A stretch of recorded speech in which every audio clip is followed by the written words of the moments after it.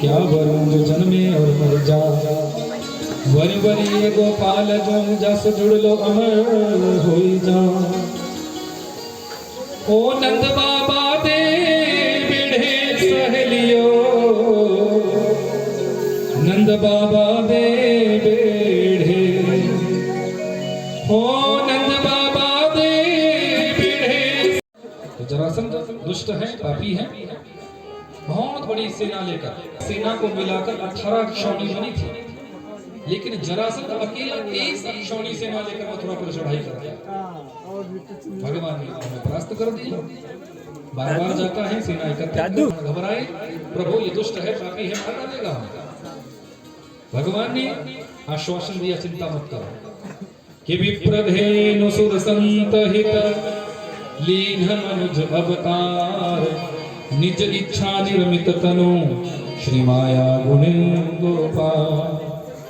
संत ब्राह्मणों का रक्षण करने के लिए मेरा अवतरण होता है, आप सबकी रक्षा होगी। दाऊद याल से कहा, दाऊद भैया मेरा मन कर रहा है, युद्ध को छोड़ो, भागो। और ठाकुर जी दाऊद भैया के साथ युद्ध को छोड़कर भागे हैं। परमात्मा का नाम पड़ा है रण छोड़ राय। बोली रण छोड़ राय भगवान की। जिस पर्वत पर भागे हैं चारों ओर से अग्नि लगा दी है। जरासंध ने कालियवन को पीछे भेजा। राजा मुचुकुंद के द्वारा कालियवन का उद्धार भगवान ने करवाया। यहाँ से एक शिक्षा धारण करें। हम लोग क्या करते हैं, जब मंदिरों में जाते हैं तो सामने से तो भगवान को प्रणाम करेंगे, पर जब परिक्रमा देने लगते हैं तो ठीक जहाँ अंदर भगवान विराजमान होते हैं उनकी पीठ पीछे भी जाकर भोग लगाने लगते हैं, मत्था टेकने लग जाते हैं, प्रणाम करने लग जाते हैं। कभी नहीं करना चाहिए, कभी भी नहीं करना चाहिए, क्योंकि पृष्ठ पीछे से किया गया प्रणाम हमारे जीवन के पुण्य को क्षण करता है और हमारी आयु को क्षण करता है। इसका प्रमाण है ये कथा। ये जो मुचुकुंद था ये सतयुग का और ये निद्रा में चला गया था। इस बात को भगवान जानते थे, क्योंकि इसने वरदान मांगा था कि मुझे निद्रा से कोई भी जगाए तो जिस पर मेरी दृष्टि पड़ जाए वो जलकर राख हो जाएगा। भगवान जानते थे। अब ये जो कालियवन राजा था ये ऐसा दुष्ट था कि जितना पाप करता था उससे थोड़ा ज्यादा पुण्य कर देता था, और जब तक हमारे जीवन का एक भी पुण्य शेष होता है हमें कोई समाप्त नहीं कर सकता, तब तक हम मर नहीं सकते, याद रखना। अब भगवान ने इसको नष्ट करना था, पर ये जितने पाप करता था उससे थोड़ा ज्यादा पुण्य कर देते थे। तो भगवान ने सोचा कि इसको मुझे मारना है, कैसे मारूं, तो इसके पुण्यों को समाप्त करना है। अब पुण्य समाप्त कैसे होंगे, भगवान आगे आगे दौड़े हैं और ये कालियवन पीछे पीछे दौड़ा। भगवान की पीठ का दर्शन इसने किया, पीठ का दर्शन। अब प्रभु की पीठ का दर्शन किया तो लगा कि अब तो इसके सारे पुण्य समाप्त हो गए। और जब भगवान ने देखा कि इसके सारे पुण्य नष्ट हो चुके हैं, तब भगवान उस कंदरा में प्रवेश करते हैं जहाँ राजा मुचुकुंद अपने आप गुफा में छिप गए। कालियवन आया है, चरणों से मारने लगा, पांच प्रहार किया है, उठ ग्वाले, यहाँ आकर सो गया, अभी अभी भाग रहा पानी की। तो कभी भी किसी संत के, गुरु के या श्रेष्ठ के, कोई श्रेष्ठ जा रहा और पीछे से कभी प्रणाम नहीं करना। जब भी प्रणाम करना हो सामने से ही प्रणाम करना चाहिए। मंदिर में जाओ सामने से प्रणाम करो, परिक्रमा जब दो तो पीछे से प्रणाम मत करो, आपका पुण्य क्षण होगा, आयु क्षण होगा। ये प्रमाण देकर मैंने आपको बता दिया। भक्तवत्सल भगवान की, बाकी बिहारी लाल की। भगवान यहाँ से समुद्र में कूदे हैं। 12 योजन पृथ्वी समुद्र से मांगी है, जहाँ रात ही रात में देव शिल्पी विश्वकर्मा के द्वारा भगवान ने स्वर्णमय नगरी का निर्माण करवाया है। सोते सोते अपने ब्रजवासियों को इस नगरी में पहुंचाया। आंख खुली तो ये चारों ओर भागने लगे, द्वार कहाँ, द्वार कहाँ, द्वार कहाँ। इस नगरी का नाम पड़ा है द्वारिका। बोली द्वारिकापुरी की। 4 धामों में एक धाम है द्वारिकापुरी धाम, जहाँ की आज मेरे ठाकुर जी राजा बन गए। दाऊद दयाल ब्रज विहार करने के लिए निकले तो रैवत नाम के एक राजा, उनकी कन्या का नाम है रेवती। रेवती के साथ दाऊद दयाल का विवाह हो गया।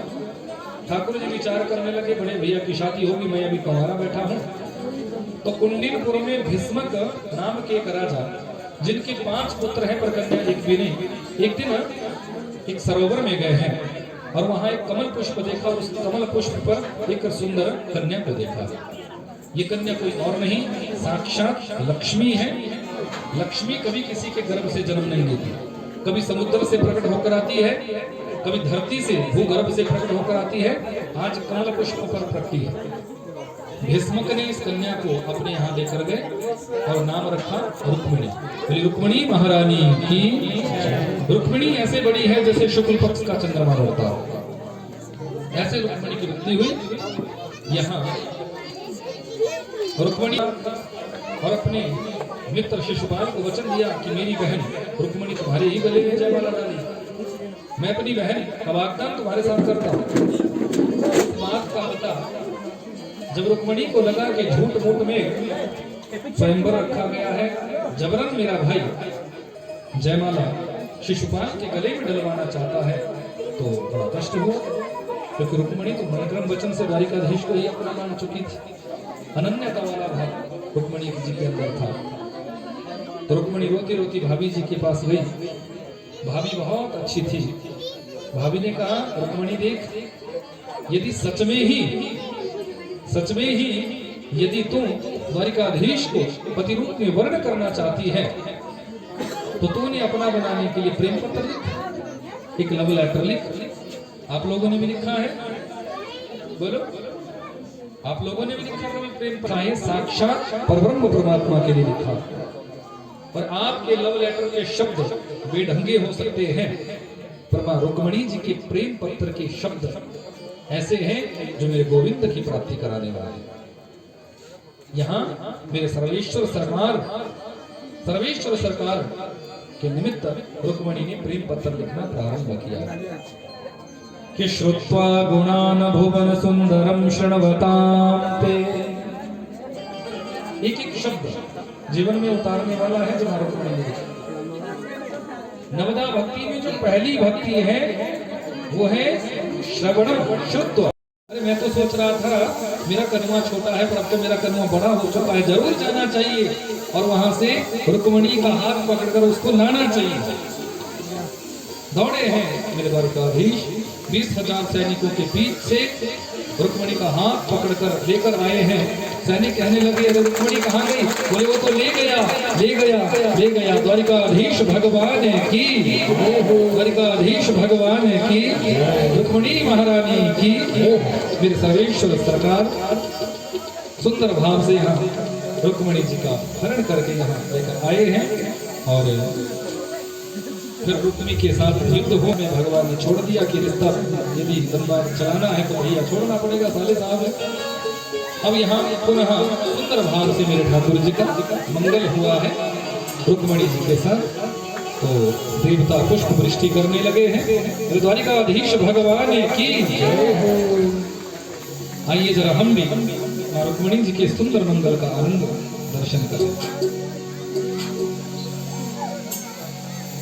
रुक्मिणी महारानी की जय। वृंदावन मकरंद है, रसिक कर तरस पान, दुल्हन प्यारी राधिका, दूल्हा श्याम।